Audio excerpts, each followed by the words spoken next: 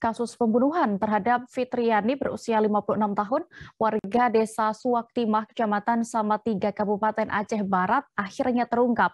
Pelaku yang mengeksekusi korban dengan batu koral tersebut ternyata merupakan kepala dusun atau kadus di Dusun Ketapang, Desa Suwaktimah, yaitu Juni Husriadi bin Husen Ali. Detail informasinya akan disampaikan oleh wartawan kami dari Serambi News. Ada rekan Sa'dul Bahri yang kini sudah bergabung bersama kami. Halo rekan Sa'dul. Ya rekan dia. Rekan Sa'dul, bagaimana bisa Anda ceritakan kembali untuk kronologis kejadian pembunuhan yang dilakukan pelaku ini? Ya, baik rekan dia. Pada 2 November yang lalu, tersangka Juni Husriadi ini adalah saat itu sedang menaikkan layang-layang. Tiba-tiba datang Fitriani yang menjadi korban pembunuhan ini. Di saat itu dia ditegur oleh pelaku, hati-hati supaya tidak mengenai layang dia saat itu. Namun jawaban daripada korban atas pengakuan dari penyelidikan pihak kepolisian menyebutkan bahwa yang naik-naikkan layang ini adalah PKI. Sehingga dari bahasa ini membuat tersangka ini menjadi emosi dan terselut dendam di hatinya, sehingga pada 3 November ia sempat juga ke rumah pelaku ini dengan membawa sebuah parang yang bersembunyi di belakang rumah korban. Saat itu si pelaku berencana akan membunuhnya, namun pada saat itu dia mengurungkan niat itu, namun dia menanyakan kembali kepada korban ini, kenapa kakak atau menuduh saya ini sebagai PKI. Lalu atas dasar itu korban pun menjawab bahwa kamu memang PKI. Sehingga membuat tersangka ini semakin terselut emosi dan menaruh dendam.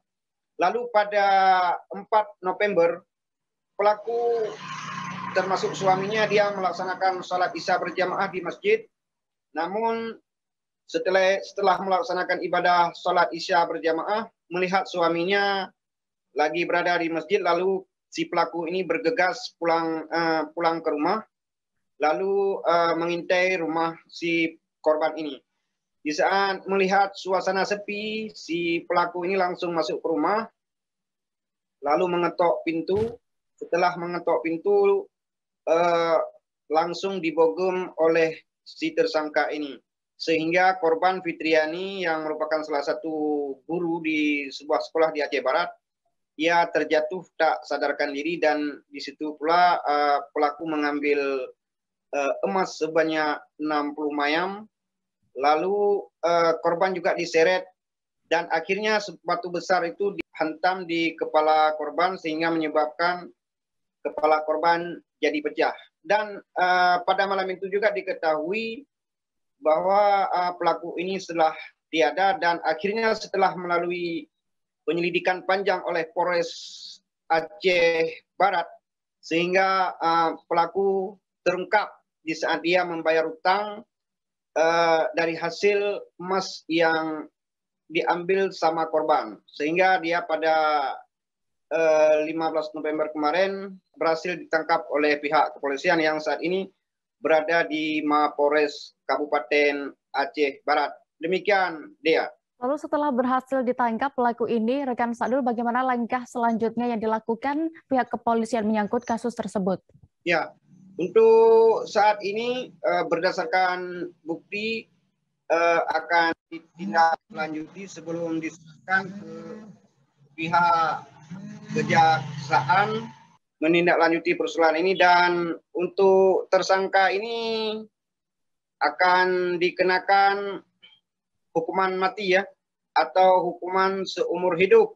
Demikian rekan dia. Baik, Tribuners. Tadi juga rekan Sa'dul sudah berhasil mendapatkan keterangan dari AKBP Andrianto Argamuda selaku Kapolres Aceh Barat terkait kasus ini, dan juga Juni Husriadi tersangka pembunuhan. Berikut kami tampilkan selengkapnya.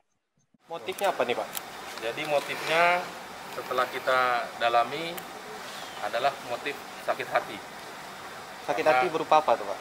Karena pelaku kerap dihina oleh korban ya, berulang kali, sehingga pelaku menanam perasaan dendam terhadap korban. Ya. Pelaku tunggal, Pak. Tunggal. Untuk ancaman hukumannya nih Pak? Jadi terhadap pelaku kita terapkan pasal berlapis 340 junto 338 dan atau pasal 365 di mana 340 pelaku terancam hukuman mati. Pelaku punya hubungan dekat dengan korban? Tidak ada, mungkin hanya tetangga saja. Itu emang tetangga rumah ya Pak ya? Tetangga rumah dekat. Kandang kerbau, saya mau kasih naik layang.